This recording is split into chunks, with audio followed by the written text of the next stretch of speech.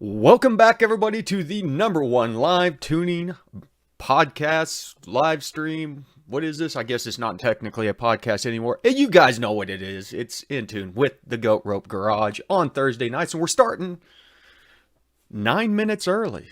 9 minutes early, so we'll allow some people to kind of file in here, and we've got a lot to talk about. A lot going on in the last week. A lot that you guys are aware of, a lot of stuff that you may not be aware of. So it's yeah, where to even begin? I mean, obviously we have in the garage now, so we're going to be doing some Ford tuning for the Ford fans out there, and digging into it. I've been doing some research on there, and it's not as bad as I thought. It's going to be very interesting stuff, specifically for you GM guys, to draw some parallels as to how the Ford platform works. A lot like all three of them are pretty much the same. A lot of parallels between the GM, the Ford, and the Mopar stuff. So I'm super interested in seeing that. On top of that, fun, learn how to break a Terminator. Sorry to hear that, brother. On top of that, we are officially in Rocky Mountain Race Week. We did get one of the last public spots, so we will be headed that way in June. And so there is a lot of stuff that's going to be happening on the Nova in the next month. We've got to get chassis cert done basically in a little over a month. So it's going to be very busy around here. In fact, I got a Ford 9-inch coming for the Nova, fully built Ford 9-inch. Amongst other things, we've got the cage. I've got a full drag pack on order, so wheels and tires for the track. And it is going to be a lot of work to get knocked out very quickly so we can get this thing on the track before June and get it tested out and see what we're running. So PMAS says, need help. Wired wideband through EGR port. Can't get graph to log. I have reading charts versus time, though. PMAS, what you've got to do is transform that voltage. There's a transform option. If you right-click upon it, use that transform. Make sure whenever you do the transform math there, that the output is in AFR or EQ ratio. Because if it is not in AFR or EQ ratio as the units, it will not work in the graphs. So yeah, Lynchwin, we are super stoked. My buddy Corey is going to be riding along. And in fact, we're going to be doing a limited edition shirt for Rocky Mountain Race Week. And I'll show you what I'm talking about here. How do I get to this screen? So there we go. We go.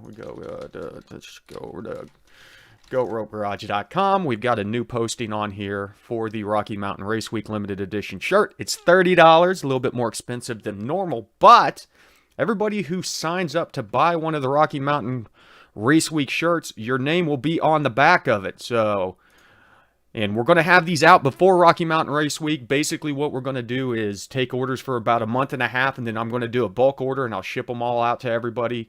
And that way, I can wear this shirt, and Corey, my co-driver, can wear this shirt during Rocky Mountain Race Week, and everybody who sponsors Rocky Mountain Race Week will be along for the ride. So, rock and roll. Check that out, GoatRopeGarage.com. Don't push the merch too often, but I'll definitely push the merch for that one. John Dahl says, looking for a Pro Charger for my truck. Thoughts? I love Pro Chargers.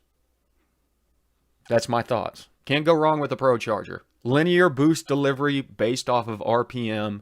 They're a lot more controllable than a lot of other situations, and they can make big power. So they're a nice blend between a turbo and a screw type supercharger.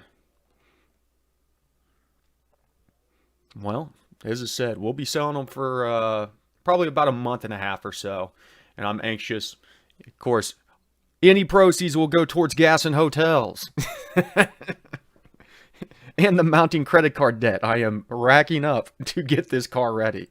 This thing has turned into a $40,000 to $50,000 race car build. It's getting stupid. But we're going to win. New Eaton 3100 is scrap seems issues with the rotors. Elaborate, LS.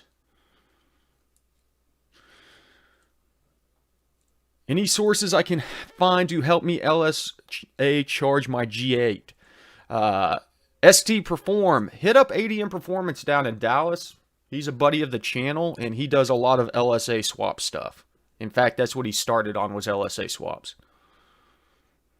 We're going to bring that trophy home for Big Block NA. That is our goal. We're either going to blow it up or we're bringing that trophy home. We've got the ability, and I've seen a lot of the previous winners on there, and our car is going to be running faster. Also ordered a parachute mount because I think we might be touching the 135s. Wife is irritated after a cam swap in our Chevy SS. Lurches too much when coming to a stop. Is there a lost cause to get it calmed down? Not necessarily, Brandon. Pay attention to your idle airflow stuff. Make sure that is dialed in properly, because if the idle airflow is not dialed in properly, you lose so much low speed and idle drivability. That's where it's going to be at.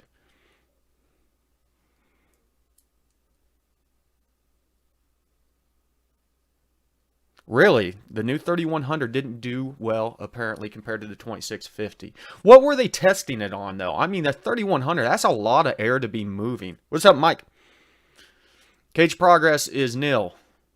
Other than I did pick up some more chrome moly this week, Andy, to do the rocker bars and the seat mounts. So we should have all the materials. I think Justin's tied up this weekend, but I'm hoping that maybe next weekend we can get started on the cage.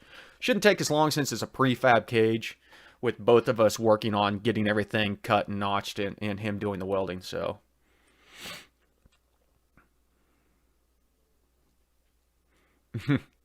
there you go. Twist my arm. That's where I'm on the fence on with the new Mustang. I mean, Shelby. It's not a Ford, right? The new Shelby is twin turbo or some kind of roots blower or something. I think I'm going to stay away from the Pro Charger since I've already got a Pro Charge set up, and we're literally going to be doing the Pro Charger on Justin's stuff. So, twin turbo or roots. Two completely different turbo curves. Yeah, you know, Andrew, that's the good point, is like the bottom end torque on the Voodoo would do really well with the roots blower.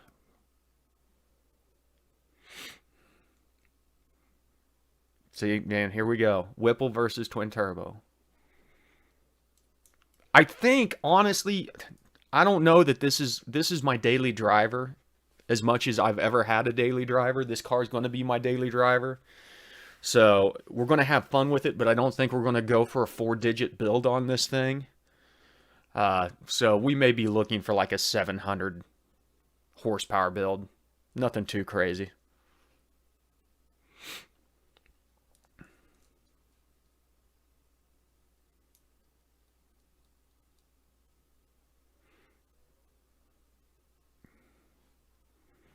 Yeah, any FI on there is going to be heaps of fun.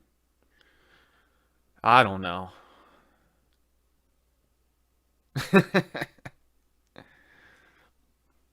Big single turbo. Man, I don't want to necessarily fab anything up.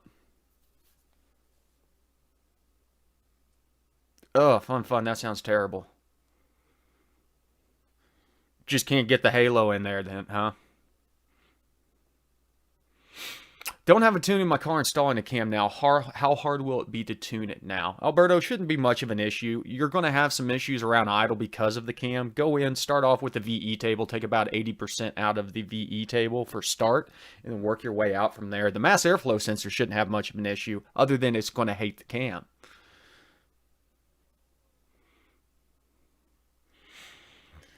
Remote turbos. Well, you know, the twin turbo setup on that stuff, Rick, is a low mount with a scavenge, but it's kind of an interesting setup. Kind of an interesting setup. They do make a top mount twin turbo, but the low mount twin turbo is kind of cool looking. It's going to be a while regardless. I'm spending all of my money on the Nova right now. What was put down now? I don't know. Where they factory rated at 530 or something like that? 530 with like 20 foot-pounds of torque.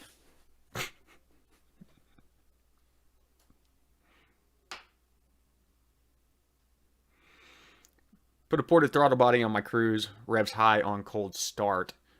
Mike, if I'm not mistaken, there might be a separate table for after start airflow that has a time base on it.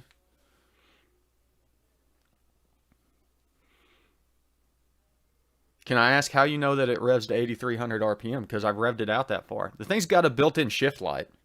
I've got it set for 8,000 right now. And I've only done it twice because it sounds like everything's going to come undone. It feels very weird. You know, it's unnatural for us V8 guys to want to shift something that high.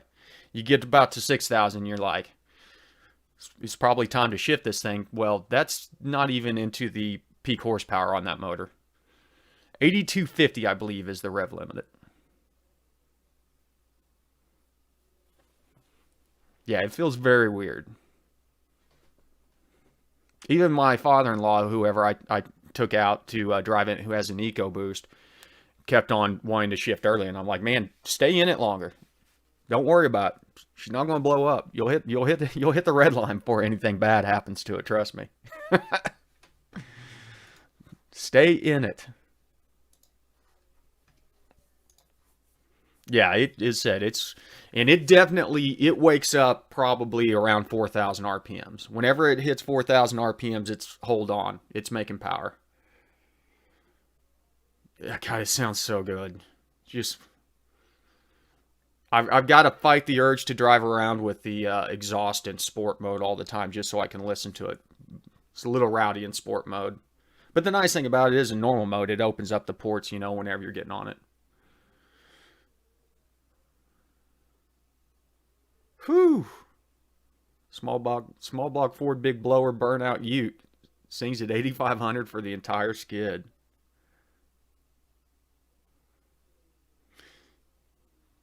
Correct. I think that was a 2015 issue. I think they resolved that, Andy.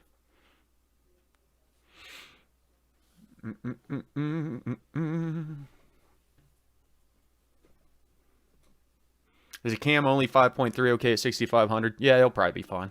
Brandon.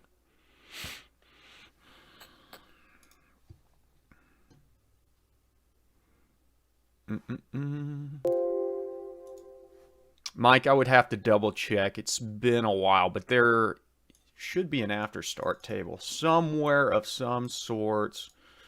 What ECM is that thing running, Mike?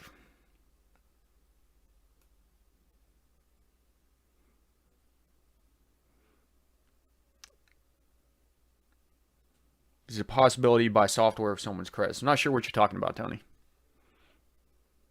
E78. I don't know if I have an E78 tune on this computer to look at or not. Let me see.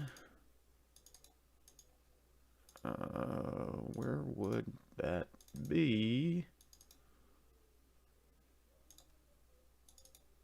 Yeah, I don't have an E78 on here.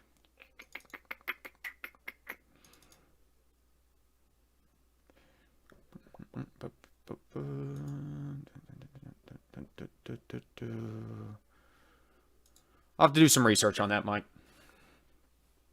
Yeah, go ahead and send one over. I mean, if you got the springs are what's going to control your valve train up top whenever it gets crazy, and then you're going to be looking at dealing with rocker deflection and stuff like that, and valve float. Just drinking water tonight. Been under the weather a little bit today.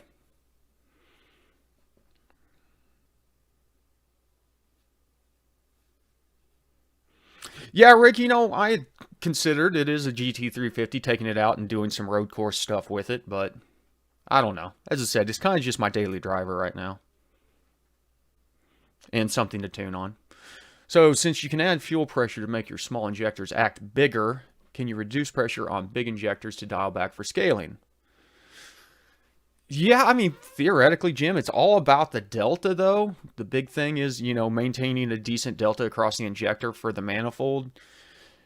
But then again, that's probably going to be more of an issue on a boosted application than it is an actually aspirated application. The lower your pressure, the lower your fuel flow. So, giveaway is just a t-shirt.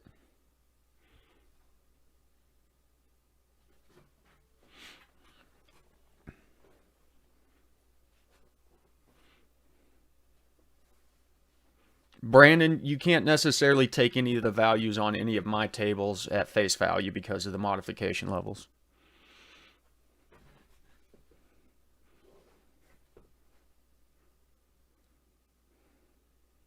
Sweet! Rich said he had a 632 big block on the dyno today that was making 970 and 760 torque. What mods are, like, what heads and stuff was it running, Rich? I'd be interested to see. I need to get the Nova out and dyno it and see what it's doing. See if it's breaking 800 or not. Schmidt had looked at C8s. It's going to be a long time before we're able to tune those things without piggyback, so I just have no interest in them right now. Congrats, Theo, on the new house. Holy smokes. 16-to-1 compression ratio. It's a little bit more than I'm running. I'm surprised the torque was that low on it, though. On Holly Terminator X, is it better add 30% to VE for E85 or scale injectors 30% smaller if not using a flex fuel sensor? Michael, I would probably do the 30% to VE table personally because your injector flow rate is still going to be the same, but you're accomplishing the same thing either way. Just got twin 450s installed. Got to get the 160 pounds in and hooked up. 150 shot of wet nitrous. Which AFR would you run it at? 12.5 is fine for 150 shot. Yeah, that is a ton of compression. Is mid-40s fuel pressure on a boosted 5.3 wide open throttle okay? Yeah, you're probably fine in the mid-40s. If it dips into the 30s, though, you're definitely going to be running into a condition where you're running out fuel flow. So I would look at it by then. 825 lift, 305 duration. Yep, that's what I thought. Rowdy. All the way across the board.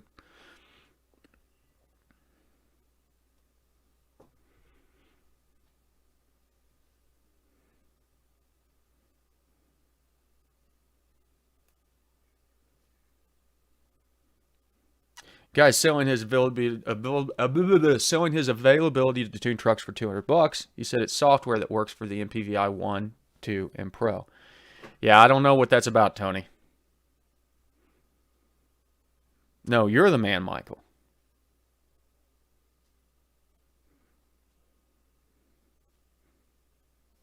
Oh, okay. Well, I mean, that's not bad under power, Rich. Still want some PE because especially at that compression ratio, that's going to be building a lot of cylinder pressure, a lot of heat. Right. Better off having bigger injectors on lower pressure than smaller on higher. Correct. Which heads did they start with, Rich? There you go. Dirt Floor says confirmed 210s will carry a small pump a long ways. And that's kind of my thought process whenever I do all this stuff is people are way too quick to go to giant fuel pumps and giant fuel lines and stuff like that. And it's a lot of times it's not necessary. So if you're seeing guys out there running 10 AN fuel lines, if they're not making 2,000 horsepower, they've overkilled it. You know, same ordeal with, you know, running 5 gallons per minute fucking, oops, excuse me. I let that one slip. Sorry, guys. Freaking pumps. Well, he is running Q16, so he's running race gas. But I don't know how much more fuel that race gas needs. Yeah, you really need to be running a ton of horsepower to run out of fuel on an 8AN line. Dash 8 will do a lot more. And even if you go and look at like all these places like Aeromotive will tell you, oh yeah, at this point in time you need dash 10. You don't. 12.2 would be good, biker boy. Yep, 12.2 would be good. I wouldn't probably go. See, the thing about nitrous is it can handle being lean a lot better because you're cooling down the air. In turn, you're cooling down the cylinder temp, and so you don't need as much fuel in there to help with the big ol' yes, Dirt Floor. I was pointing straight at you when I said this. Listen, you got the money, and you're not going to hurt anything by doing it by any means, but I'm going to tell you, it's not a necessity. Like if your fuel pump hat is set up for 6 AN, running 10 lines on that isn't going to make a difference because you can only move as much fuel as your smallest restriction, right?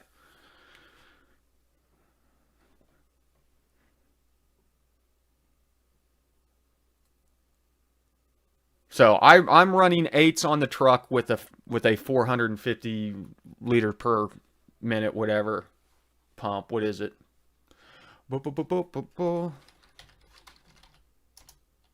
Liters per hour, sorry, not liters per minute. That would be ridiculous. But you know what I'm saying. Scuba Sam, I'm running -6 with the 340 in the Nova. And I anticipate no issues whatsoever, around the 800 horsepower mark. Now, that might be a different story whenever we go over to E85. So, I'm going to get this thing upgraded to E85 here in the coming week and see how it does on E85 and see if we start losing fuel pressure because of the increased fuel flow. For the graph math, won't it be the same user-defined math that allows me to see AFRs in charts versus time? You can do it there too, PMAS.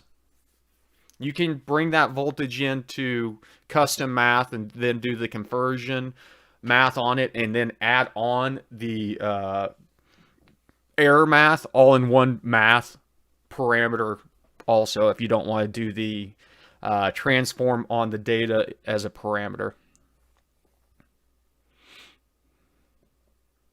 Yeah, you caught me. I slipped. I don't slip very often, except for when I'm drinking.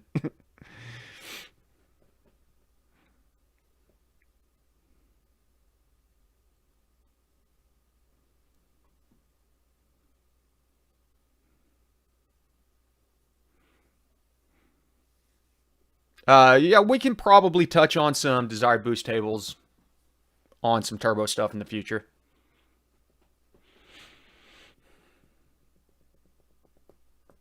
The thing that I'm worried about is being able to find E85 on Rocky Mountain Race Week. So we're going to do a full flex fuel setup on it in case we have to go back to 93, but I think E85 is going to be what allows us to win this thing, to be honest with you.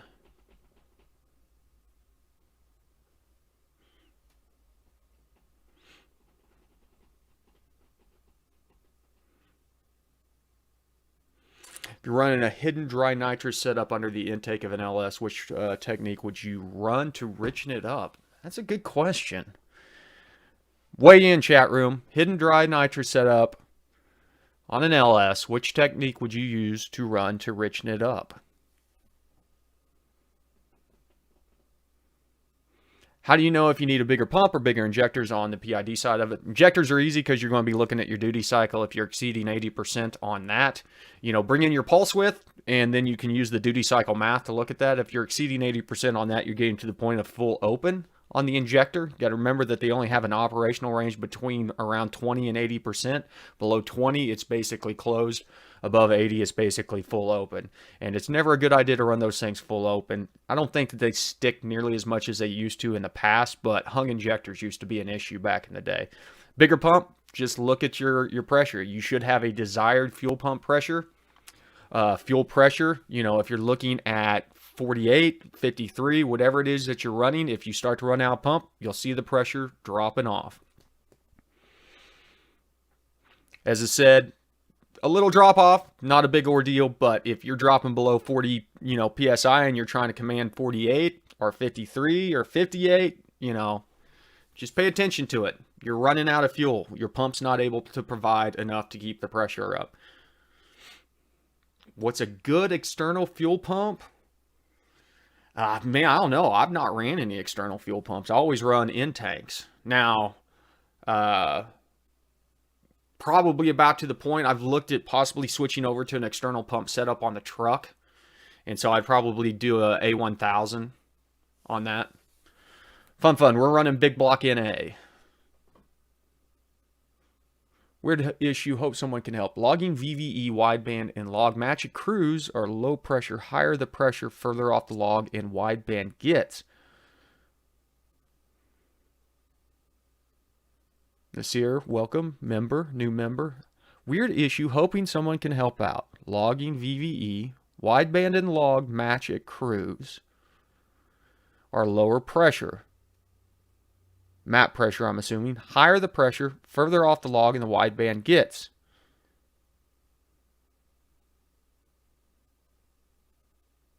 I don't guess I understand what you mean by 20% rich log shows 2% lean. Why? Oh, how do you have? Okay, you're using MPVI Pro. Sorry, Thomas, you've got a analog skewing issue from your wideband to your MPVI Pro. Double check that the ground on the MPVI Pro is tied back to the ground for the gauge. That should shore it up, but this is the problem with analogs. You could have some noise getting injected on that analog line, specifically if you're getting up in higher RPMs and it's skewing more. Yes, your gauge should always match the parameter on the parameter list. If you're showing 12.5 here on the gauge, you should be showing 12.5 down on the parameter list. If it does not, you've got an analog problem. Switch it over to serial. Problem solved.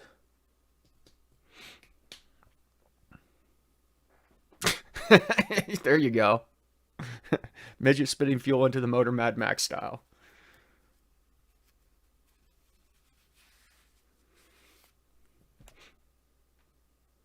I've not installed my wideband yet. Should I not program 385 my 17SS until I get it in? Honestly, DIY, brother, I would not. Be safe. Especially if you're going to E85, there's a potential to run lean.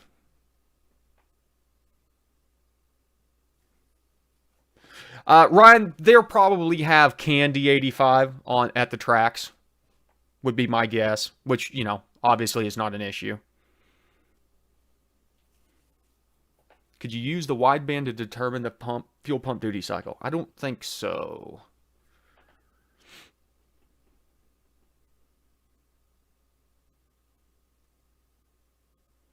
Okay, so Dirtfloor says the rule needs to be a gas station to fill up. Yes, correct. Yeah, I don't think that you're allowed to fuel up on the side of the road unless you run out of gas, but I don't know. We're planning on, taking a 15-gallon jug and keeping it topped off at E85 for the track, and then we'll run 93 in between if need be, since we have the availability to.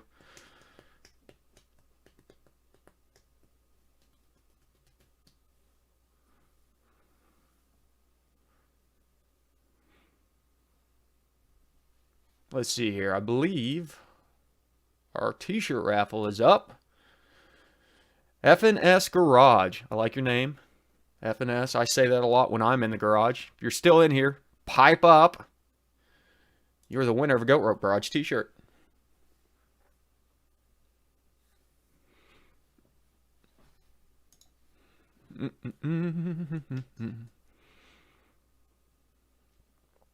Oh, perfect. F&S Garage. Head over to goatropegarage.com and shoot me a message through the, there's a contact us thing there.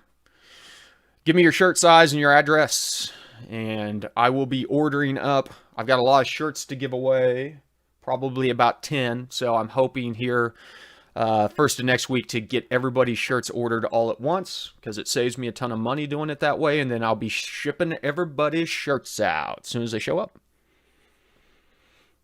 Congratulations. In HP Tuners, parameters for intercoolers are these parameters like the map parameters, for example. If the parameters for the intercoolers are going to be on a factory turbocharged platform or supercharged platform that has intercooler temperatures. But if, for example, whenever you move to another map sensor, it's going to be dependent on what temperature sensor that you're using. GM temperature sensors generally have the same slope on them, but you might have to do some digging on that one. That's a good question. Using the pass-through OBD with your AEM gauge. No, you shouldn't. If you're using the pass-through OBD2 gauge, that one should be, and Thomas, you pulled the supported parameters and you're bringing it in as a new parameter that's supported directly from the gauge. If it's skewed off doing that, you've got gauge issues and you need to holler at AEM. What up, TJ? Just missed a shirt drawing. And once again, I will push my own merch. Go over to goatropegarage.com. Get your limited edition Rocky Mountain Race Week shirt that will have everybody who signs up and buys this shirt's name on it as a supporter of the garage for Rocky Mountain Race Week. Got about a month and a half or so. You'll hear me harp on this. I don't want you guys missing out. Just have the Goat Rope Garage logo on the front. And then I got permission from the guys over at Rocky Mountain Race Week to use the logo. So it'll have the Smoke Monster logo next to the Rocky Mountain Race Week logo. Gonna be a pretty cool shirt. Being a gray. So make sure go check that out. Support the garage. Normally not really one to ask for support, but I gotta buy gas and hotels. We don't want to sleep in the Nova. Do a rundown on the Nova. You want me to do one right now, or you want me to do a video on a rundown? I can do a rundown of what we've got. Ah, Chaz, another Aussie. Good to see you, brother. And thank you for taking the time this morning, mid-afternoon, wherever part of Australia that you're in, to tune in with us. We've got a growing Australian community, and I love it. One of these days, we'll have to set up an Australian meet.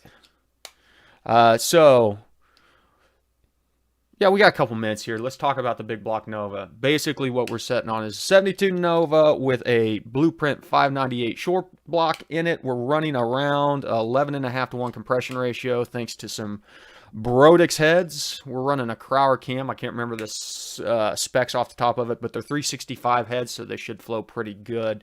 Running full EFI on it with coil near plug thanks to the Terminator X setup on there.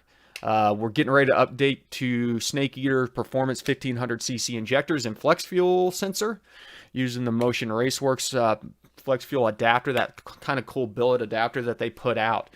On top of it, we got an Edelbrock ProFlow 4 XT intake manifold for fuel injection on there. Pretty basic, standard.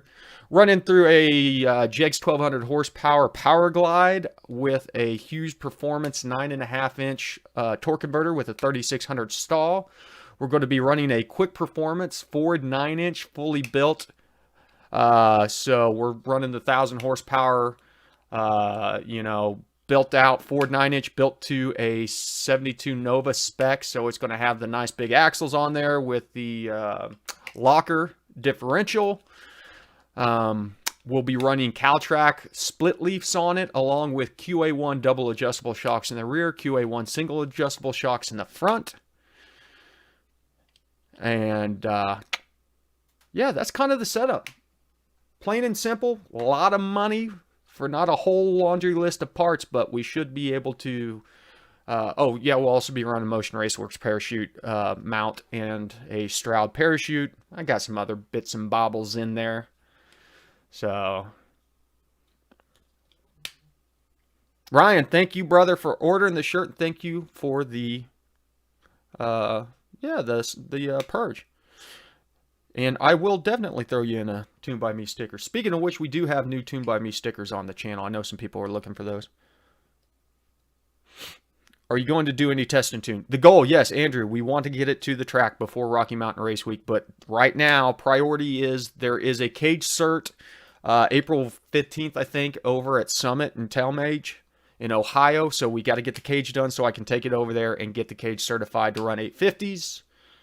So that is the primary goal right now. As soon as we get the cage in, then I'm going to start doing the rest of the suspension work. We'll have to get a new drive shaft ordered. Probably go with like a 3.5-inch aluminum. Nothing crazy for what we're doing. What kind of time slips are we looking for the Nova? 9.5s. Looking for a 9.5 on it.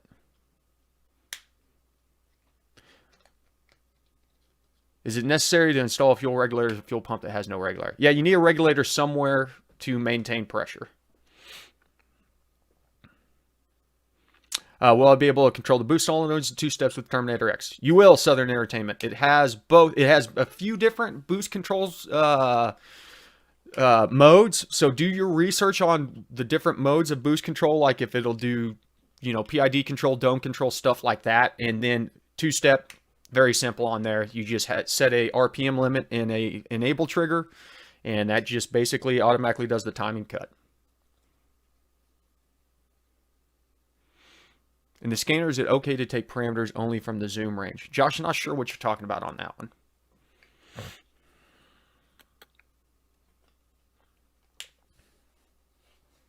Oh, ultimatum. Good thing that you brought this up because I wanted to talk about this before the end of the show. We got a couple minutes here. Sorry if I miss out on any other questions other than Jim White. I don't know which ECMs have two-step capability. GMs don't. There might be some Fords and Mopar out there. Okay, so we need to talk about all the stuff that's going on with Engage closing down and people like SET and Lund Racing being visited by the EPA. And so because of that, you guys need to go out to the SEMA Action Network if you haven't. And it is just going to be SEMASAN.com. Let me pop over to the tune screen. Here is the address up here, SEMASAN.com. Go over there and, you know, stay informed, do all that stuff. There is a way that you can go underneath legislation and federal. And, well, it's right here at the top, in fact. Save Our Race Car, SAN challenges EPA in court. You want to check this out. This is the big link right here. Ask Congress to pass the RPM Act. It's going to ask you to put in your information, and it will hit up your senators and representatives automatically with this message saying, hey, we are concerned about this, and this is the first step. You've got to realize this is only applying to race cars right now. So this is a purpose-built race car, basically something that is not registered for the street. They are trying to enact. The EPA is trying to crack down on it and say that they are required to have things like catalytic converters and stuff like that. So if you look at the Super Auto, it is not registered for the street. It is not street legal. It is, at this point in time, a purpose-built drag truck, and the EPA could theoretically come in and say that it still needs catalytic converters on it because it was built after 1974, whatever. So this is an issue that's going to affect everybody. Yes, we can thank the diesel guys for this. Because of rolling coal, this has become a hot button issue for environmentalists who are unaware of what's actually going on in this world. A properly tuned vehicle gets better gas mileage, has less emissions issues. And that's what we're doing. To make power, we're properly tuning this stuff. That is the goal of it. There's a few jackasses out there that want to shoot fireballs out of their tailpipe because they're flooding the exhaust out and they're making a bad example for the rest of the tuning community. But 99% of the tuning community is here because they know that a properly tuned vehicle is a vehicle that creates more power and is more efficient, gets better gas mileage, makes more power. These things run hand in hand. The government doesn't understand a single thing that they're talking about. There's a lot of mandates that have been rolled down that just by people that don't understand how vehicles work, the industry as a whole. It is an issue. Thank you, Marcelino. I appreciate the purge. So it is on us to band together, support other creators that are talking about this. Send those guys likes, thumbs up, subscribe, stuff like that. Use the SEMA Action Network to reach out to your Congress members. Please, please, please, please. And, continue to support the aftermarket community, the guys that are getting attacked by this stuff. They're doing their best to provide us with solutions. And the last thing that we want to do is see these guys go underneath. And it's just a very, very sad turn of events that's going on. And you're right, Cole. I'm not going to post that, but Cole says I'm convinced Congress doesn't understand much. That's exactly it. We're talking about politicians that have absolutely no clue what we're doing. And then what they're doing is they're hurting such a small section of the automotive world. If you look at how many people are doing performance modifications and doing tuning and stuff like that, they are just the most minute amount of people out there. So if there's 100,000 cars out there, there might only be 10 people in that group of 100,000 that are doing performance modifications and tuning and stuff like that. So we are being unfairly targeted because of this, because people don't understand, people make assumptions, and people get a bad rap because of a couple bad apples out there that want to roll coal. Thanks, DIY brother, and I appreciate you getting a shirt, man. So that is my rant. We've gone over time. I appreciate everybody, as always, for coming by on a Thursday night. Keep your eyes peeled. There's going to be some Mustang, Shelby content coming out soon. We're going to be doing an E85 tune on there. I'm going to go through the process of doing that for the Ford guys. I know there's probably not a lot of Ford guys in here right now. I hope to see some Ford guys start turning out in future episodes, along with more Mopar guys. I know we got some Mopar guys in here already, so that's awesome. We're going to expand it out. We're going to expand our knowledge base. I am looking forward to learning. This is going to be a lot of stuff that is new for me. I'm going to pass that knowledge on to anybody that wants to learn. I'm going to learn. We're all going to learn like a big, happy horsepower family. We're going to keep on doing this stuff. They're not going to be able to hold us down. You know how it is. We're here. Always be tuning. That is the motto. Always be tuning. So you guys know it. Thanks again. Brandon, thanks for throwing one in there. Brandon, that is a question. Circle back on that one. There is some throttle rate areas issues, specifically with aftermarket throttle bodies, where you need to lower that down a little bit so you're not exceeding a certain voltage. Very in-depth topic right there.